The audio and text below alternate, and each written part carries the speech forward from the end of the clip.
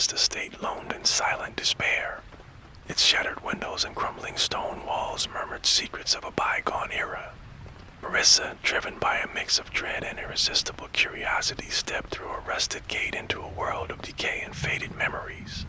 Each footstep on the overgrown path echoed like a heartbeat, summoning ghosts of sorrow and whispers of lost souls. A chill foretold hidden mysteries, beckoning her silently into the endless dark. So cold! Inside the manor, darkness clung to every surface.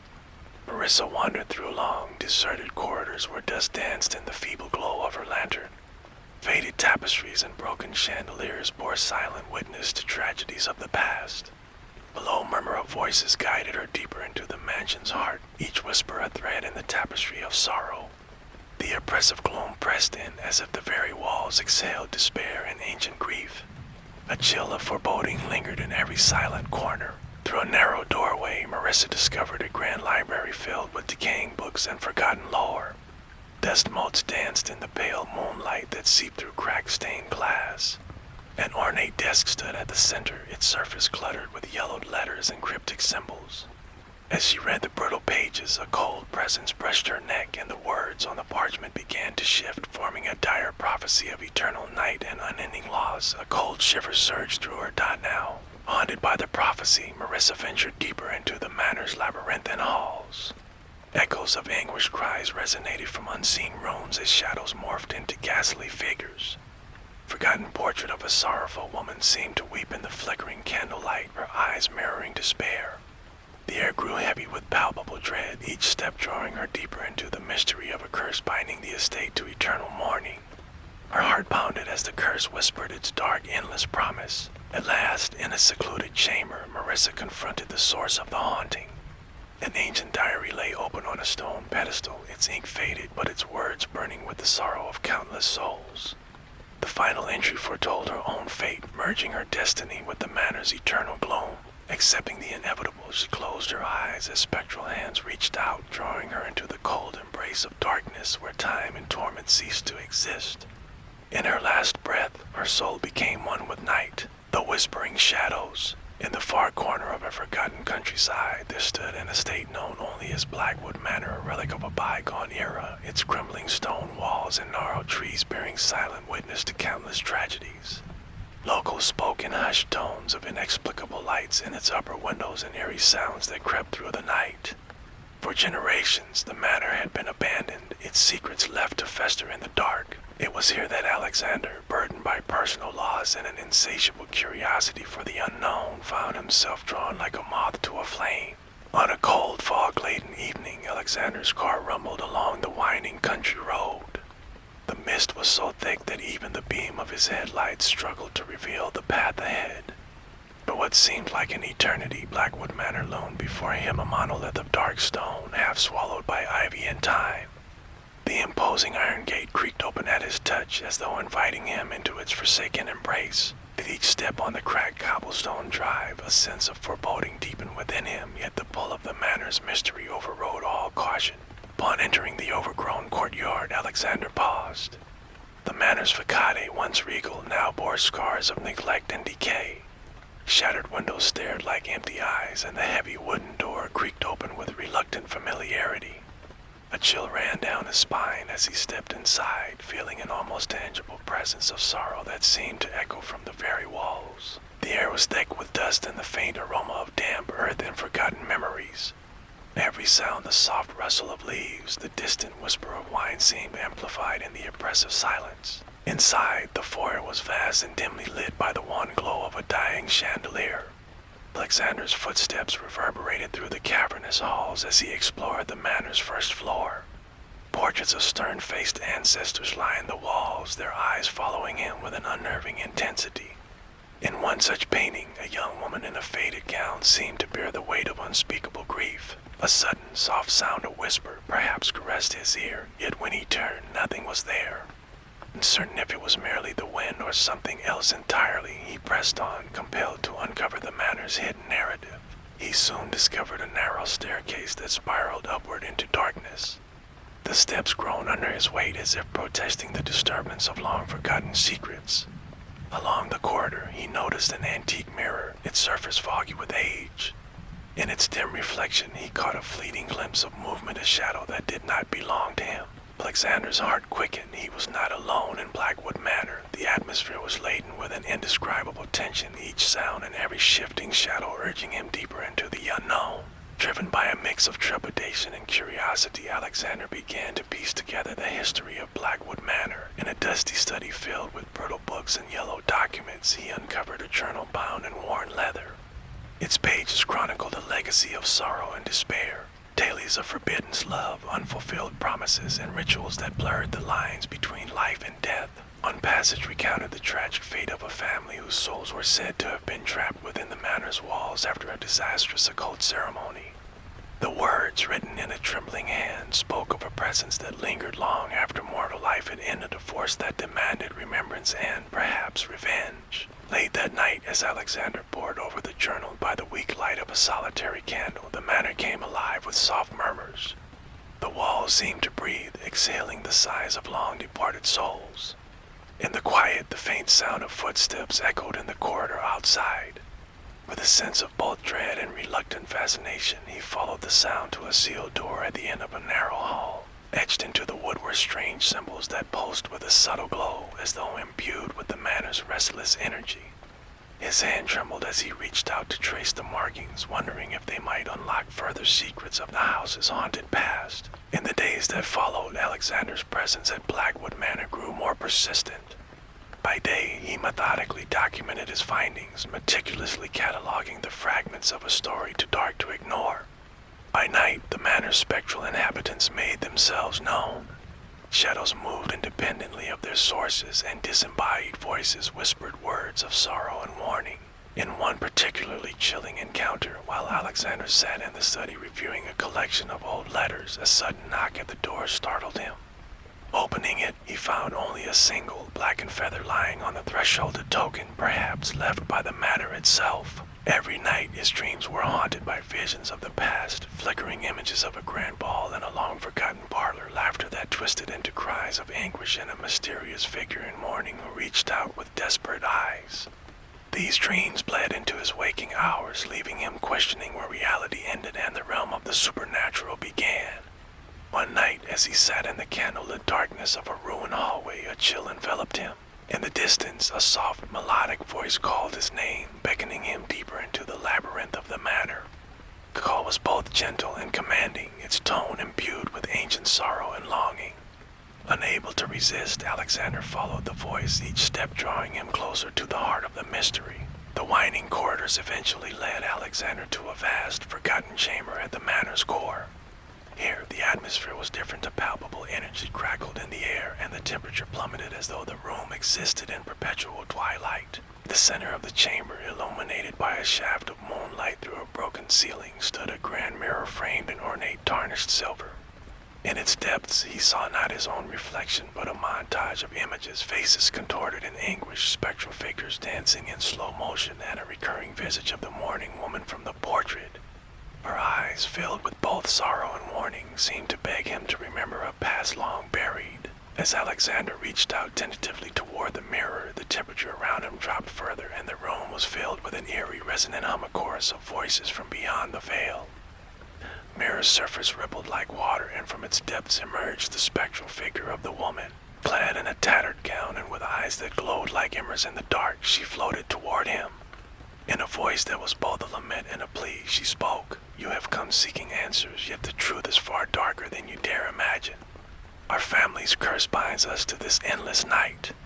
Only by embracing the sorrow of our past can you hope to find the light." Her words, heavy with despair, resonated deep within him, stirring emotions he had long suppressed. Torn between terror and a profound, inexplicable empathy, Alexander hesitated. The spectral woman raised a translucent hand, and in that moment, the room filled with visions of the past, the grand celebration turned into chaos, the desperate faces of those doomed to remain, and the ritual that had sealed their fate. Each vision was a fragment of a memory too painful to forget. Realization struck him. Blackwood Manor was not merely a haunted house, but a living repository of lost souls forever trapped in a cycle of grief and longing. The spectral woman's outstretched hand beckoned him to join them in their eternal lament. In the final hours of that harrowing night, Alexander made his choice. With trembling resolve, he stepped forward and placed his hand upon the cold, spectral hand of the mourning woman. A surge of energy, both excruciating and electrifying, coursed through him as the boundaries between past and present dissolved.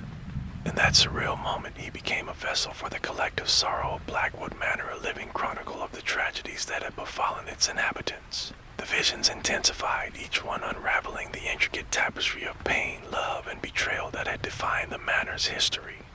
He saw his own life reflected in those lost moments, the love he had abandoned, the dreams he had sacrificed, and the haunting memories that had driven him to seek solace in the arms of darkness. The spectral woman's eyes, now brimming with tears of both regret and relief, met his. "You must carry our legacy," she whispered, her voice fading into a gentle hum that seemed to merge with the rustling of the old trees outside. "Only by remembering our sorrow can you break the cycle or be consumed by it." As the first light of dawn began to break through the shattered ceiling, the spectral presence receded, leaving Alexander alone in the vast chamber. The mirror's surface stilled, its images fading into the quiet gloom. Yet the weight of what he had experienced pressed upon him like an unseen shroud. With each labored breath, he understood that the price of remembrance was eternal, a commitment to honor the memories of the lost and to bear the burden of their grief. The manor, with all its haunting beauty and tragic history, had changed him irrevocably. In the weeks that followed, Alexander remained at Blackwood Manor, meticulously preserving its legacy. He transcribed the faded journal entries, restored forgotten letters, and even began to decipher the cryptic symbols etched on ancient doors. Locals whispered that the manor had found a new guardian, a man who carried within him the voices of the past and the sorrow of generations. Though many nights still echoed with ghostly whispers and the rustling of unseen footsteps, Alexander's presence brought a quiet dignity to the estate. He walked its halls with a measured grace, each step an act of remembrance, each breath a promise to keep the stories alive. Over time, Blackwood Manor transformed from a place of terror to a living memorial. Visitors claimed that, in the stillness of the night, they could hear not only the lament of lost souls, but also the gentle cadence of hope, a subtle reminder that even in darkness, there exists the possibility of redemption. And so, as the sun dipped below the horizon each evening, the manor's windows glowed softly, echoing the enduring legacy of the past. Alexander's eyes, now imbued with a quiet wisdom, gazed out over the overgrown courtyard where the whispers of yesteryear danced with the breeze. The house of endless echoes had found its keeper, and in that union of man and memory, the curse was neither broken nor condemned, it was embraced.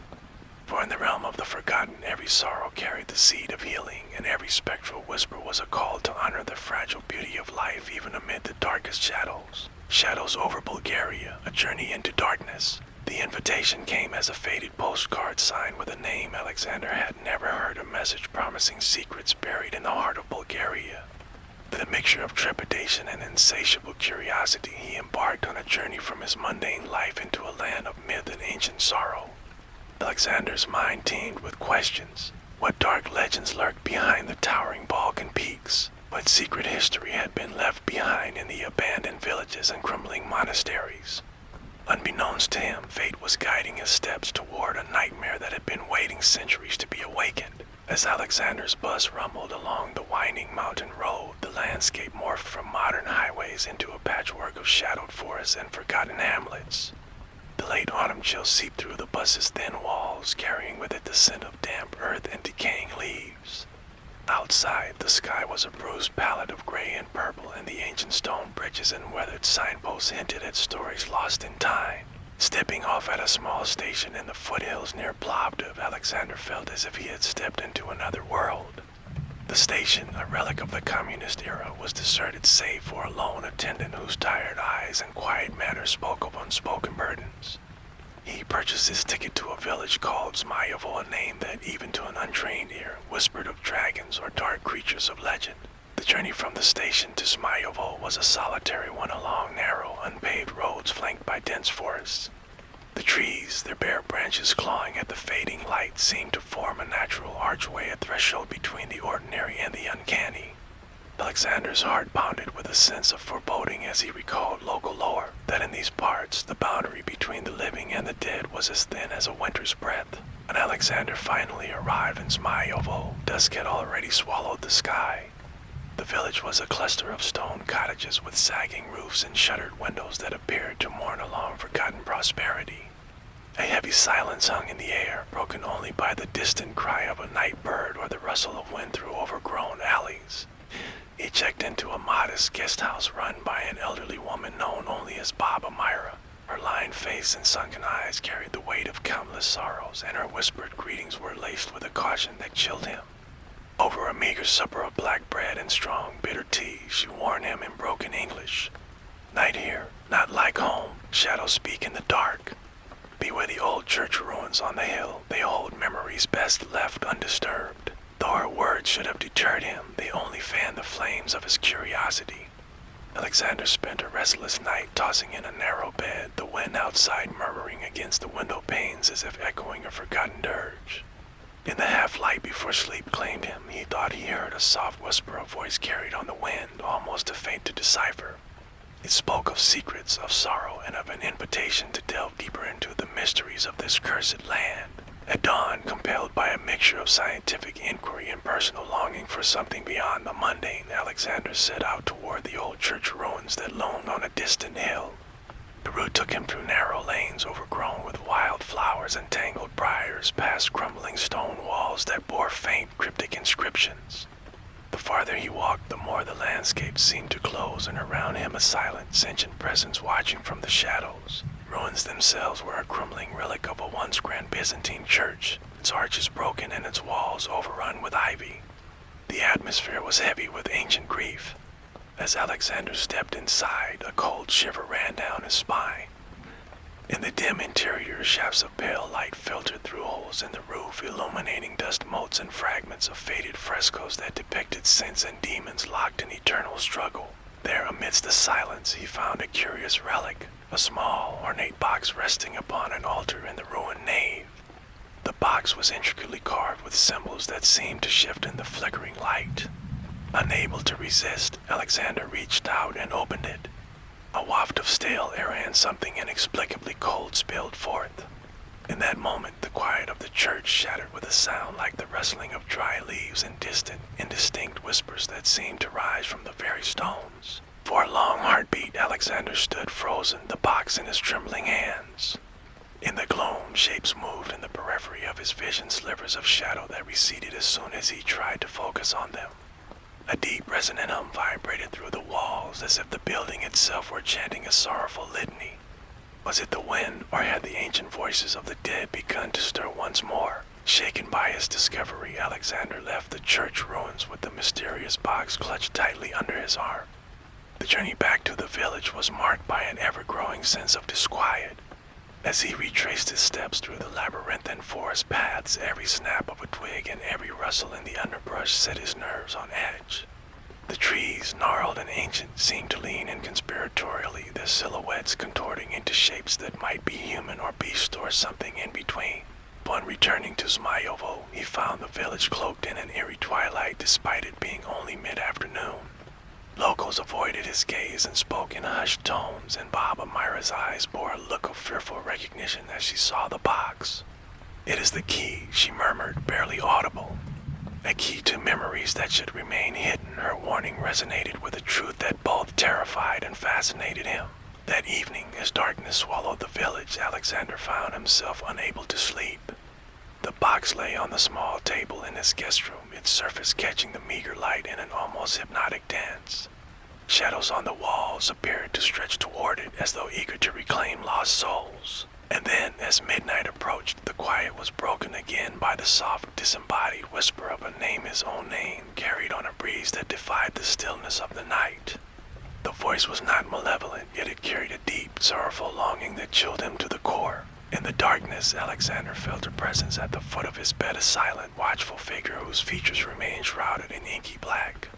The figure did not speak, but its eyes, if they could be called that, seemed to plead for recognition, for release from a burden spanning centuries. As the hours passed, the visions grew more vivid, fleeting images of a woman in white wandering through misty forests, a procession of spectral figures trailing behind her, and moments of quiet despair set against the ancient stone of ruined churches. Morning found Alexander restless and determined to uncover the meaning behind the relic and the voices that haunted him.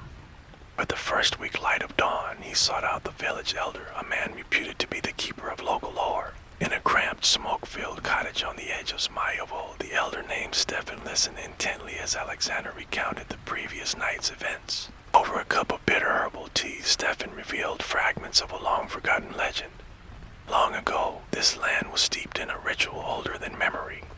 A sacred box was entrusted to the guardians of the church, meant to seal away a sorrowful secret or promise between the living and the dead.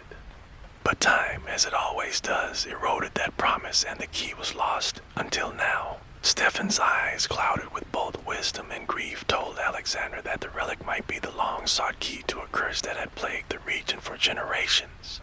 It was said that those who dared to unlock the box's secret would awaken the shadows of Bulgaria's spirits caught between worlds, yearning for redemption or revenge.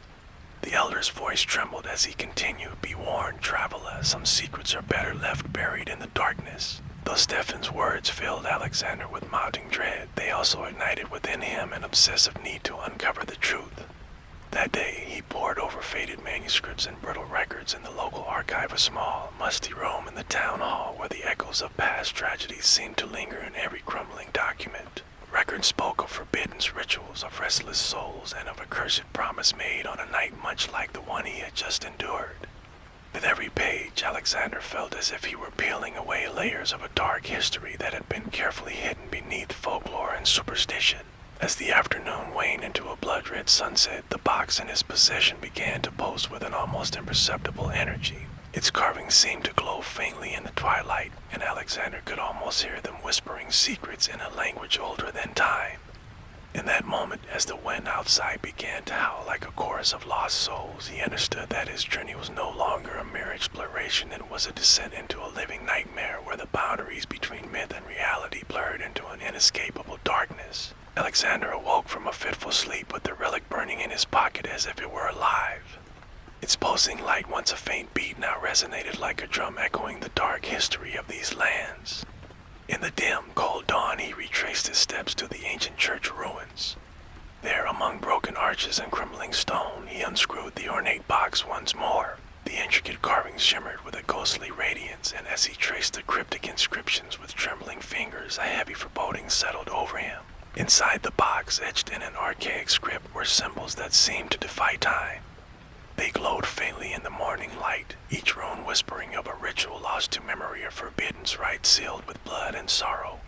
As the wind stirred the brittle pages of an ancient manuscript he had found nearby, the relic pulsed in tandem with his heartbeat. In that charged moment, Alexander realized the box was more than a keeper of secrets. It was a beacon for something far darker. The inscriptions warned of a curse, one that had bound the souls of the departed to this land for centuries, a promise now fraying at its edges with each passing day. As twilight deepened into a velvety darkness, Alexander sought further answers from Stefan, the village elder who had first whispered of the cursed legacy. In a cramped archive room suffused with the musty scent of faded history, they pored over brittle manuscripts. The ancient texts recounted a clandestine ceremony performed under a blood-red moon, a ritual intended to bridge the realms of the living and the dead. This forbidden rite, carried out by a secretive circle of mystics, had gone horribly awry.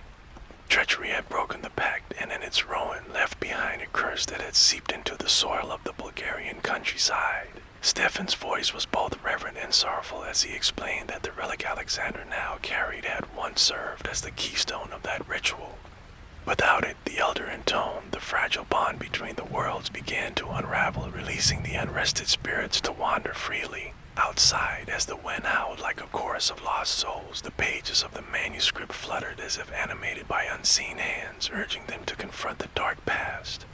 Alexander's mind churned with questions. Could the relic be harnessed to heal this ancient wound, or was it destined to unleash an even greater horror? In the days that followed, Alexander journeyed further into Bulgaria's forgotten heart. His path led him to remote villages where the remnants of the ritual's tragedy still haunted local memory. In a dilapidated monastery perched on a rugged hillside, he met an aged monk whose eyes shimmered with quiet despair. By the flicker of an oil lamp, the monk recounted the catastrophic night when the ritual had spiraled out of control, when a sacrificial offering sealed the fate of eternal torment. Under the monk's trembling gaze, Alexander pieced together a mosaic of loss and betrayal. The spectral woman whose pale figure had haunted his dreams emerged as the tragic victim whose death had bound the curse. Venturing back to the ruins of the church, he saw fleeting visions, a grand assembly of robed figures in the moonlight, a gleaming blade catching the light as it descended, and the agonized cry of a life extinguished too soon.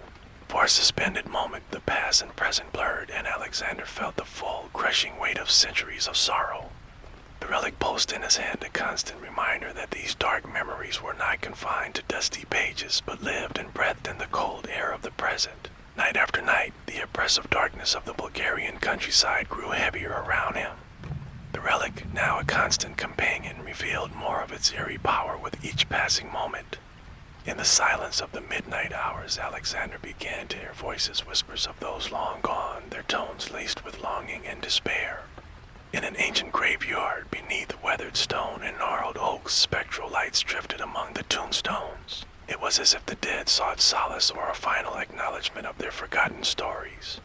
One moonlit evening, while treading a lonely path near a ruined castle, Alexander encountered a small band of locals. They spoke in hushed tones of a clandestine assembly held each year on the anniversary of the cursed ritual. This secret gathering, shrouded in superstition and fear, convened in a hidden glen deep within the forest. Their purpose was to appease the restless spirits, to offer prayers, to make silent sacrifices, and perhaps to mend the fragile barrier between life and death. Intrigued and drawn by fate's inexorable pull, Alexander resolved to attend the next gathering, hopeful that the ritual might reveal a way to tame the relic's dark power. On the appointed night, a biting chill gripped the land. Dressed in dark, unadorned clothes, Alexander made his way through a labyrinth of forest paths toward the secret glen. The only light was the ghostly arc of a crescent moon and the pale shimmer of distant stars. As he emerged into the clearing, the heavy scent of incense mingled with the damp earth. A circle of figures cloaked in shadow and mystery formed around a low-burning bonfire. In the center of their circle lay an altar adorned with withered flowers, ancient candles, and relics eerily reminiscent of the box Alexander bore. The gathering's leader, a somber woman known as Mirena, met his gaze. Her dark eyes held the wisdom of ages, and when she spoke, her voice resonated like the tolling of an ancient bell.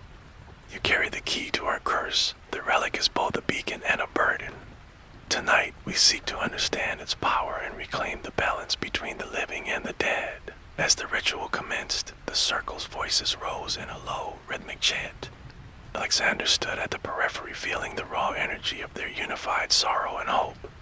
The relic in his pocket throbbed with an otherworldly pulse that synchronized with the hypnotic cadence of the chants. In that charged moment, he understood that he was not an outsider, but an integral part of a ritual woven through generations, a ritual that might either lift the curse or deepen the darkness that enveloped the land.